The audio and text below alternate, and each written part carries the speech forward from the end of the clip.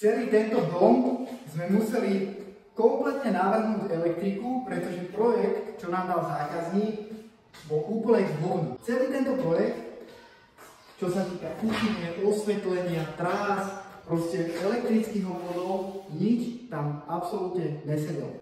Celé toto miesto, čo má byť kuchyňa, sme museli my oddiskutovať s tým, čo bude robiť kuchyňu.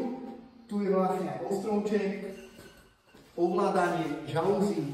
Zase sme museli elektrikári spolu s majiteľom oddiskutovať s tými, čo budú dodávať žalúzie, ako to vyzerá. Celé toto sme museli prejsť spolu s kúrenármi, s tými, čo dodávajú celý ten systém, aké káble, na čo, tu je vonku rekuperácia, tu sú káble na oznamovanie, potom sú tu prívody do jednotlivých bodov na klimatizáciu, rozvádzač, aký rozvádzač, všetko toto sa muselo celé prejsť a to je robota podľa môjho názoru projektanta. Ľudia, dávajte si pozor a apelujte na tých projektantov, je to ich práca, platíte ich za to podľa mňa dosť peňazí, takže neviem, možno by si to mohli s vami celé prejsť a potom by to nemuseli robiť ostatní ľudia a tí remeselníci na stavbe. Celá táto stavba je robená s takouto betónovou konštrukciou, je to tak? Betónová konštrukcia sa to volá? Monolitická konštrukcia, železobetónové stropy.